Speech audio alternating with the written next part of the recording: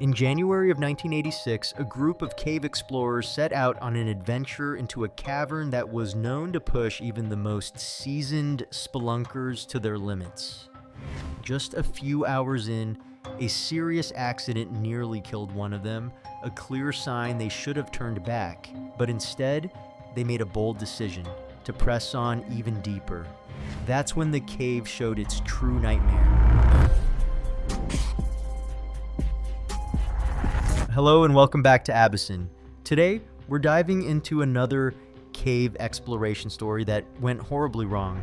On January 25th, 1986, 4 cave explorers met up for an expedition they'd been planning for a long time.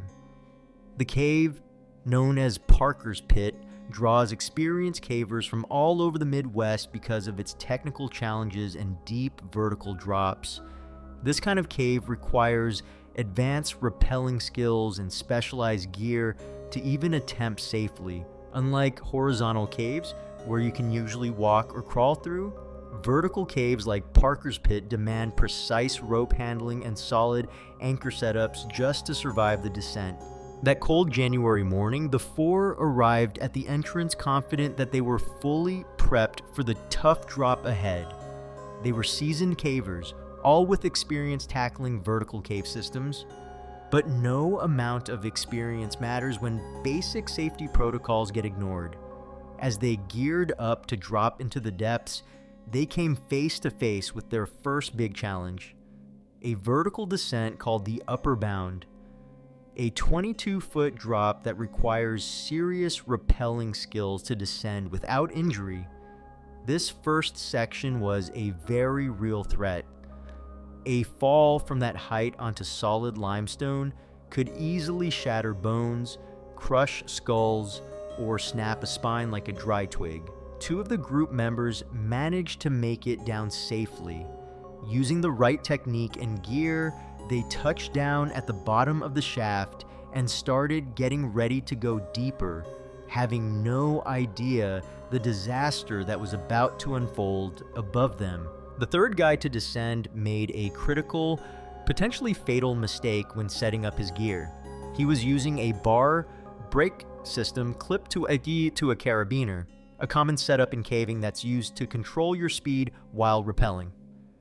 When assembled properly, this setup allows for a smooth, controlled descent. But that only works if the rope is threaded exactly right through the system. It has to go through the carabiner, loop around the brake, and then back through the carabiner again. That final loop is what creates the friction needed to control the descent and stop freefall. Unfortunately, the 3rd team member completely missed that last crucial step. He ran the rope through the carabiner and brake, but forgot to bring it back through the carabiner one more time. That mistake turned the whole setup into a trap. The brake system lost all its stopping power and couldn't control his descent at all. The trap was set.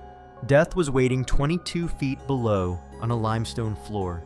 The moment he leaned back to start the rappel, his incorrectly rigged system failed instantly.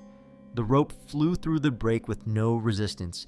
He realized in sheer panic that he was falling, and fast. The walls of the shaft blurred past him, the rush of air roaring in his ears. Gravity took over, pulling him down at terrifying speed while the others watched in absolute horror. He hit the ground hard. His teammates rushed over, expecting to find a broken, lifeless body sprawled on the rocks. But what they saw made zero sense. He was alive.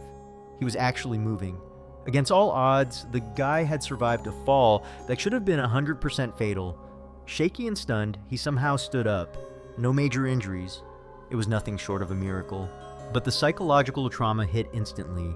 His hands were shaking uncontrollably as the reality of what had just happened set in. He had come face to face with death. And emotionally, he was a wreck. The smartest move at that point would have been to call it a day and head back to the surface. But in a wild, almost reckless decision, the group chose to keep going deeper into Parker's Pit instead of seeking medical help. The guy who had just survived the fall insisted he was fine and didn't want to abandon the plan. That mindset is one of the most dangerous things among explorers, the belief that surviving a near-death experience makes you invincible. So they continued. squeezing through narrow, hazardous passages, each step taking them further into the heart of the cave. Wading deeper inside was the most feared part of the entire system, a tight section known as the Zbend. It's a nightmare for any caver. A twisted series of passages so narrow they force you to twist and contort your body through spaces that barely seem humanly passable.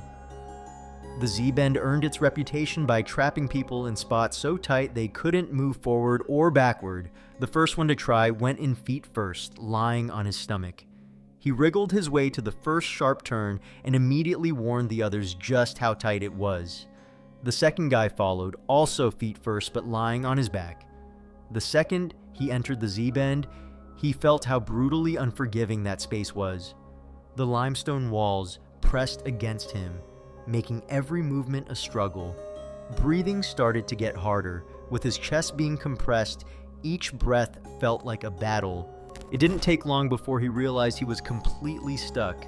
The rock hugged him like a deadly vice, and panic set in fast.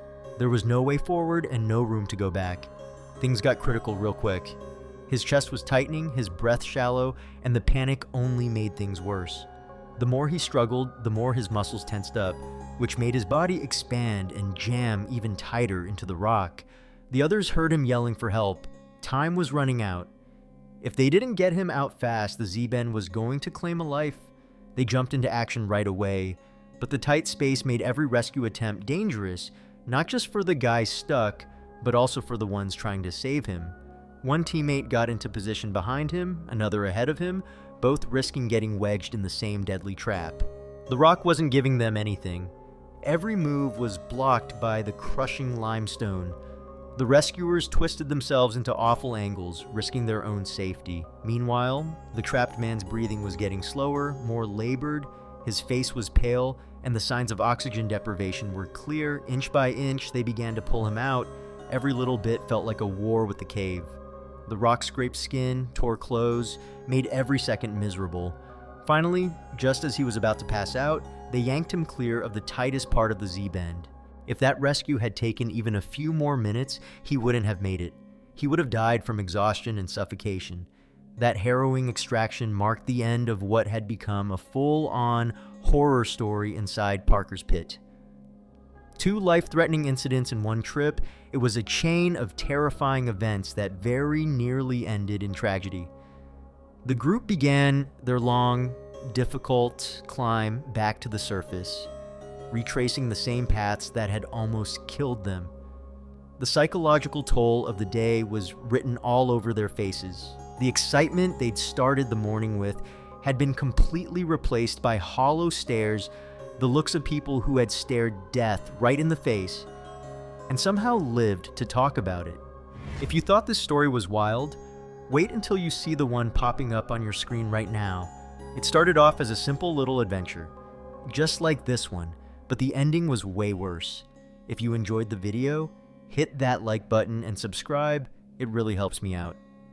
Thanks so much for watching, and I'll see you in the next one.